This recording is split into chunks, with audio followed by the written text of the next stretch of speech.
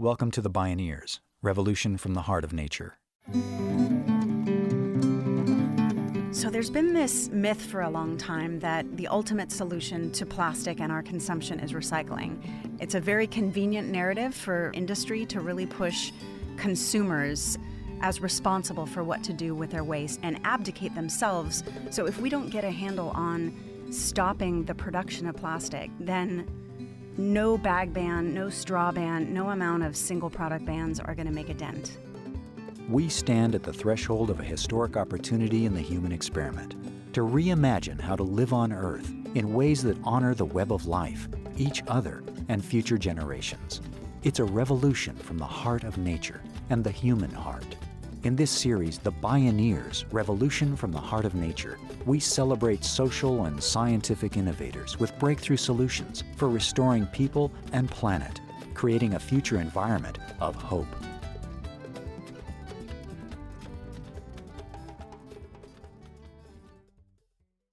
Life magazine celebrated the glorious coming of age of plastics in a 1955 article cheerfully titled "Throwaway Living." The magazine's glossy imagery is painfully ironic from a 21st century perspective. Picture a smiling family gazing skyward with arms joyfully outstretched as plastic plates, fake flowers, and diapers float around them like dreams coming true. The caption reads, "In this picture, the objects flying around would normally take 40 hours to clean, except no housewife need bother because it's all designed to be thrown away." Plastic fantastic, a single-use, disposable consumer culture by design. It was the realization of post-war goals set by government and industry to create, in the words of a White House economist at the time, the need for ever-increasing consumption so that the U.S. might ensure its ongoing prosperity. Today, some scientists are suggesting that plastics comprise a new geologic age, where future archaeologists will find an Earth coated with a geological layer of plastic. Call it the cellophane prophecy, the time when Earth shall be shrink-wrapped. Not to mention the fact that plastic is now found in virtually every living organism, including us humans. As for prosperity, who benefits is the giant corporations, from consumer product companies to the fossil fuel industry, whose petrochemicals are at the source. Over the past decade, a global resistance movement to abolish petrochemical plastics has arisen to meet the challenge and to transition to truly biodegradable, non-toxic plastics and a zero-waste economy. Advocates are organizing to hold corporations accountable while pushing for circular economic systems that mimic nature's no-waste approach. In this program, we hear from Pathfinder Anna Cummins, Deputy Director and co-founder of the 5 Gyres Institute.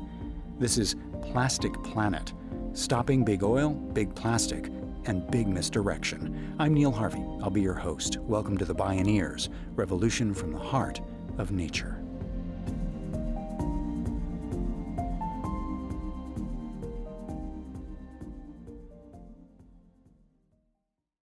I want to start by focusing on one word.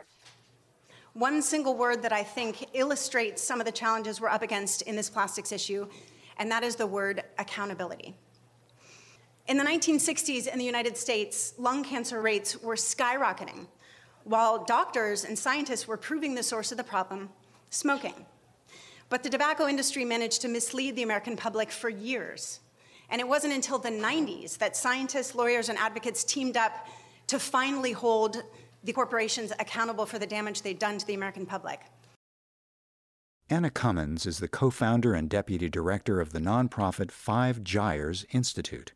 Its bold mission is to empower action against the global health and environmental crisis of plastic pollution. She spoke at a Bioneers conference.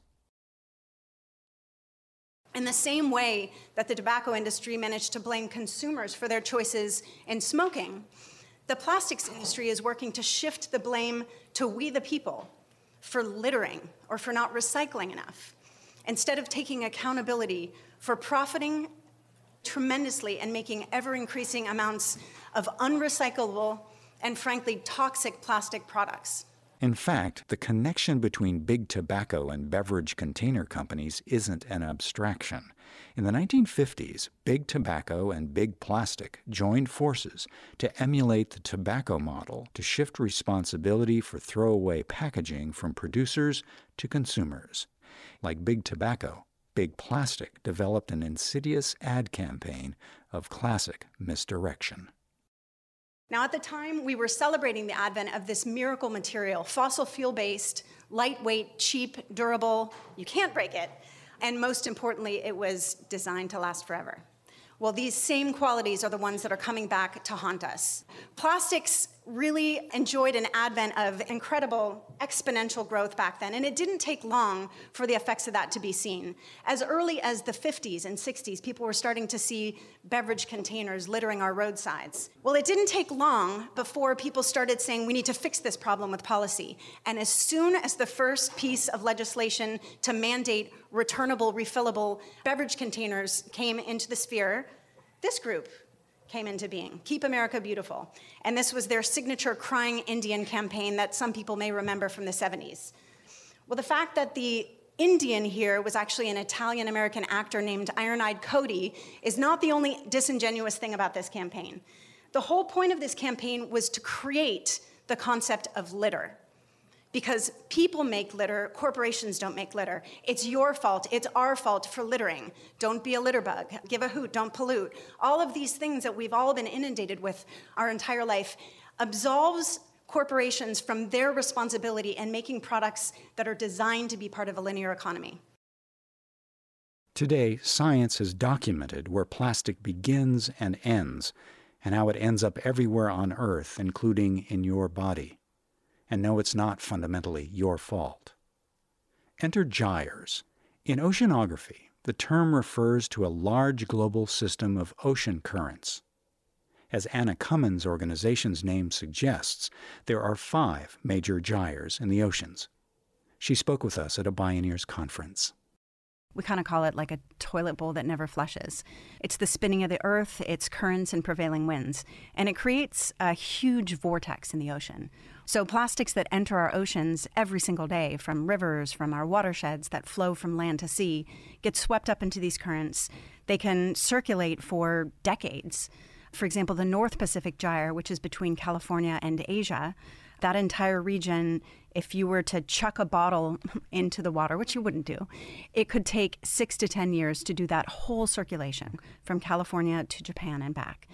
So I got deeper involved in just researching and eventually got myself invited on a research trip out to Guadalupe Island. And there I saw it firsthand. This was 2004. And Guadalupe is just at sort of the beginning of the gyre. There's a healthy population of Laysan albatross.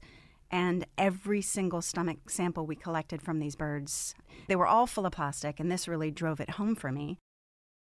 When Anna Cummins was a grad student in environmental policy, she went on a fateful research expedition to study plastic pollution in the Pacific Ocean. There she met the group's lead researcher and her future husband, Dr. Marcus Erickson. So the two of us went on board a trip from Hawaii to Los Angeles. Every single day, we pulled up samples that were full of microplastics. But when you were standing on the bow of the boat, it was blue water everywhere you could see. So there was no island. There is no patch of garbage the size of Texas. It's really more like a plastic smog.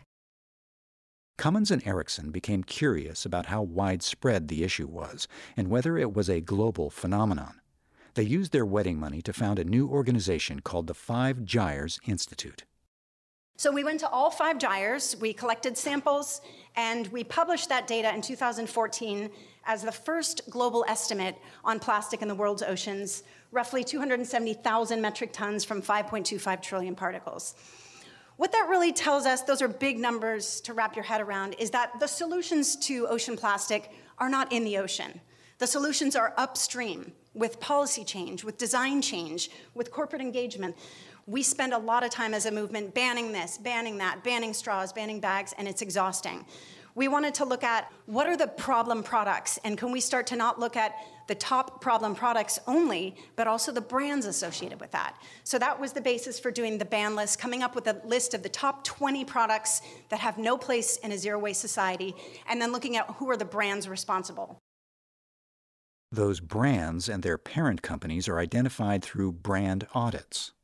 In 2016, Filipino activists in Manila came up with the idea to combine beach cleanups with a careful cataloging of the brands and package types for each piece of waste collected. It was on-the-ground evidence gathering. The tactic soon spread from the Philippines to other countries in Asia and around the world.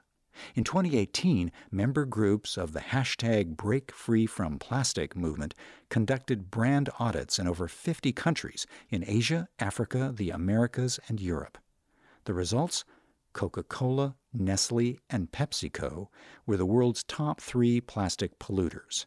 The activists used this data to create a series of global campaigns designed to return attention to the real culprits, the corporations producing plastic. In the U.S., Cummins and Five Gyres realized that focusing exclusively on oceans and coastlines was leaving out the vast numbers of people needed to build the kind of movement necessary to transform the system. They traveled to the Midwest to conduct the largest investigation to date into inland plastic pollution. So we went to the Great Lakes in 2012 and 2013, and there we found our largest samples of plastic by count in Lake Erie. More plastic in Lake Erie samples than any of the 50,000 miles we'd surveyed before, and what we found there was microbeads from personal care products. Well, this leads to some good news and really leads into the story of why we're here, the power of collaboration. So we took that science in hand, we went to Procter & Gamble, and they basically said, more research needed. So as a coalition, we worked together. We passed a bill in California with many groups working together, Story of Stuff and NRDC and on and on and on, passed a bill in California. And if you can pass significant legislation in California, which is a major economy, you've essentially passed a federal bill. And that's what happened. In 2015, California passed a landmark ban on the pervasive plastic microbeads in so-called rinse-off cosmetics, such as shower gels and toothpaste. Meanwhile, other states had actually loosened restrictions on microbeads used in rinse-off products. But in 2015, Congress enacted a ban like California's that superseded those less restrictive state laws. By July 2019, billions of microbeads were no longer delivered via rinse-off products to the U.S. market. Other countries have followed suit. 11 nations and 8 U.S. states have enacted their own microbead bans. But these microbead bans still do not apply to leave-on cosmetics and other products such as lipstick and household cleansers. When we return, Anna Cummins reveals how much of the plastic we diligently separate at home is actually recycled into new products, plus more steps people can take to produce less plastic in the first place. This is Plastic Planet, stopping big oil, big plastic, and big misdirection on the Bioneers, revolution from the heart of nature.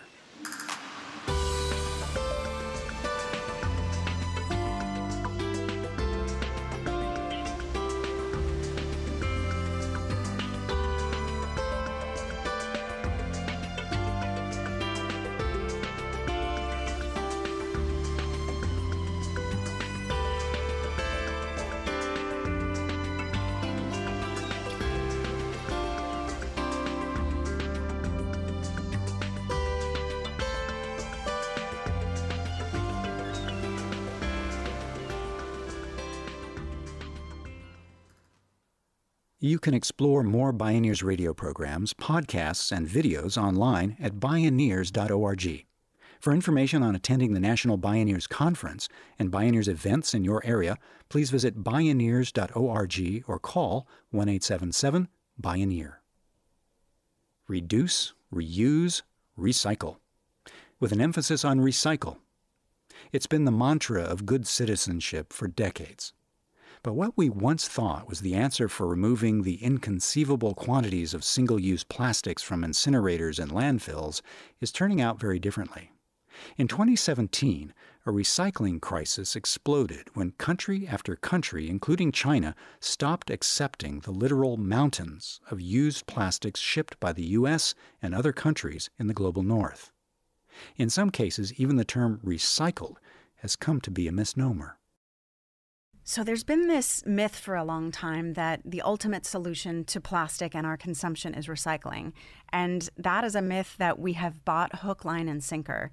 It's a very convenient narrative for industry to really push consumers as responsible for what to do with their waste and abdicate themselves from the responsibility for making products that have some value at the end of their life cycle. The problems with recycling have just really heightened lately with China's recent decision to stop taking our dirty plastic. The truth of the matter, though, is that we've created products, especially when you think of plastic bottles and beverage containers, that had no design in mind for recycling. We've gotten really, really good at making tons and tons of cheap plastic water bottles, but we have not gotten good at how do we recover and how do we, quote unquote, recycle those products. The vast majority go to landfill or escape in the environment. After the international market for recyclables shut down, cities across the U.S., from California to Idaho and New Hampshire, started either burning or burying plastics and other recyclables in landfills. This manufactured throwaway economy has long since busted past its expiration date. Now we're in overtime to close the loop, ASAP. One way to do that is to change the rules. So another approach to this glut and this increase in plastic production would be to actually mandate recycled content thresholds. So if we demand that companies by 2025 or by 2050 incorporate 75% or even up to 100% of post-consumer recycled content in their packaging, then they're going to have to get much better at getting their products back. So that's an example of producer responsibility where you're really mandating that companies innovate their packaging. And that would also reduce the artificial cost of virgin plastics. Virgin fossil fuels and virgin plastics are artificially cheap because no one's paying for those externalities.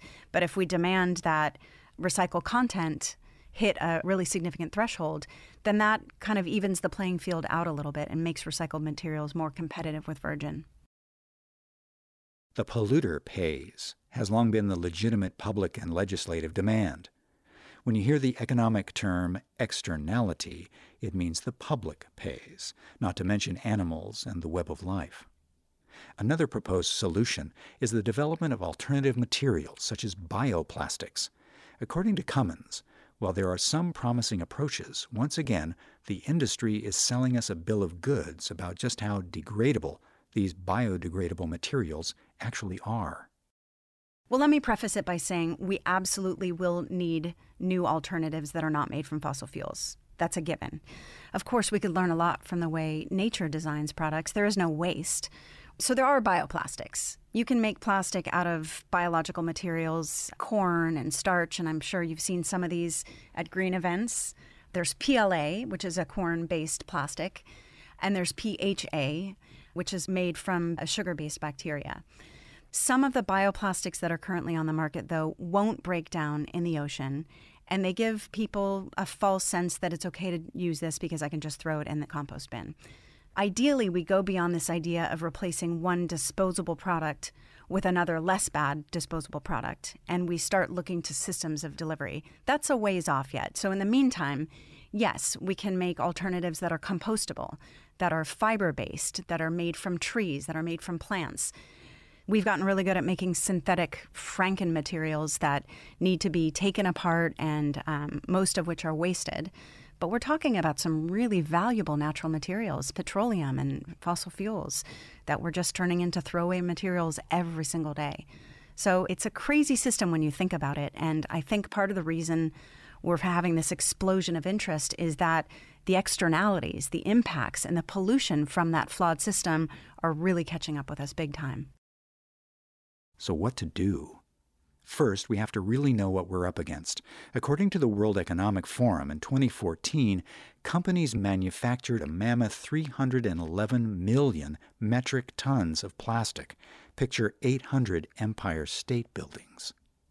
And just 2% of that is recycled in a closed-loop fashion. Now toss in some twists of fate. The technological breakthrough of fracking in 2008 created a vast surplus of natural gas, driving down the price of oil. At the same time, the onset of climate change and competitive costs of renewable energy made the steady market decline of fossil fuels inevitable. Naturally, the ever-adaptive fossil fuel industry decided to use all that excess natural gas to pump hundreds of billions of dollars into petrochemicals to make and sell more plastics and chemical fertilizer. The increases in production are terrifying. And this brings up a whole other issue in terms of the connections between plastic, fossil fuels, and climate change. So right now there are predictions coming from the Center for International Environmental Law that the industry is investing upwards of $200 billion in ramping up the production of plastic by 40% in the next decade through building 300 new petrochemical facilities in the U.S. alone or expanding some of the existing facilities. Plastic is really what's driving that increase. So if we don't get a handle on stopping the production of plastic, then no bag ban, no straw ban, no amount of single product bans are going to make a dent. A 2018 report informed by the petrochemical industry estimated that over a third of all plastics were produced to make food and beverage packaging. 15% were used to make textiles like polyester, which has surpassed cotton as the largest mass-produced fiber in the world. In the face of these powerful forces, what would success look like in 10 to 15 years to move society toward a circular economy that ultimately produces zero waste? We shut down the expansion and the building of new petrochemical plants in the U.S. and stop making so much plastic. There's no reason we should be drilling for new sources of materials to make more plastic. So that would be a huge success, that we get away from fossil fuel-based materials, period, which we need to do not just for packaging, but we need to do for our transportation and for so many of the things that we do, and move to renewable sources of energy. There's a lot of talk of going out to the ocean to clean up plastics. My husband has been working on a lot of research with ocean modelers and showing that it gets kicked back out and it washes back up on shorelines, it sinks to the seafloor, it gets eaten by fish and sequestered in fecal pellets.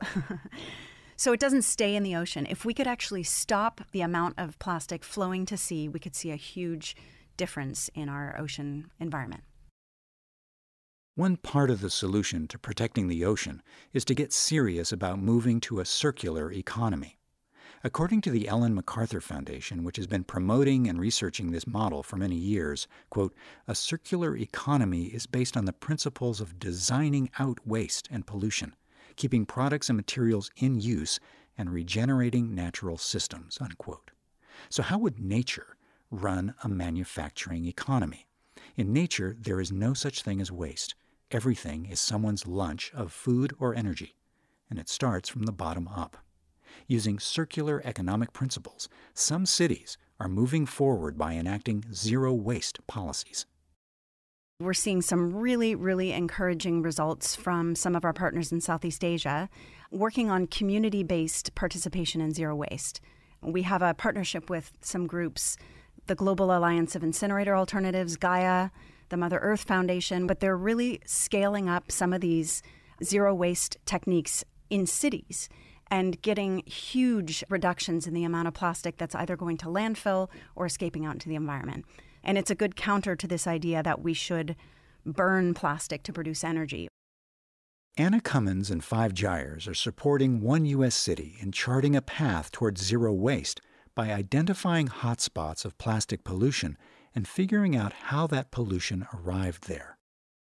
So looking not just at shoreline and sea surface, but inland and airborne and rivers to get a sense for where are the priority problems in a city, and then how can we translate that into policy. We've been doing something like that here in San Francisco through a 2-year project called the San Francisco Microplastics Project, looking at sediment, sea surface, biota, looking at fish stomachs to find out what are all the primary problems with microplastics in the San Francisco Bay, and then how can we use that data to inform solutions at the city level. Say, for example, in the San Francisco Bay, we find that microfibers are the most prevalent contaminant. That's really useful information we can provide to the city to say, we need to get a handle on how microfibers are getting into our waterways. there's no one single solution to this issue. We're going to need to change textiles. We're going to need to change our washing machine infrastructure to actually filter out these microfibers. But that's just one example of how we can use data to drive upstream solutions and figure out where the policy approaches are going to be most effective. In other words, it's all connected. One harbinger of this solve-the-whole-problem approach is visible in the strategic collaborations among diverse groups and movements, intersectional alliances among environmental, scientific, and advocacy groups which all hold a piece of the puzzle. From a systems viewpoint, one fact is crystal clear. The same 50 companies worldwide responsible for the massive carbon emissions causing the climate emergency are responsible for the plastic pollution damaging the health of people and nature, on whose health our human health depends. So many groups are mapping out what's called a just transition off fossil fuels entirely, which is both inevitable and imperative. I went to a meeting that was a coming together of plastic pollution groups who work on more consumer-facing and environmental justice groups that work on toxics issues and fracking and things like that. And it was an incredible coming together where we realized that there are all these connections, there are all these synergies, and that we're ultimately all fighting for a just transition off of fossil fuels. We're seeing the movement becoming much more organized and starting to engage in more intersectional collaboration. So connecting with the fracking movement, connecting with the justice movement, really looking at how plastic is really not just about downstream impacts, plastic getting into fish and us eating fish, but it is an entire pipeline, and there are potential human health impacts along that whole pipeline. It's all connected, and we're all connected. In nature, the surest way to heal an ecosystem is to connect it to more of itself. As this movement of movements gets more connected to itself, Anna Cummins is showing how we can heal both nature and ourselves. Plastic Planet, stopping big oil, big plastic, and big misdirection.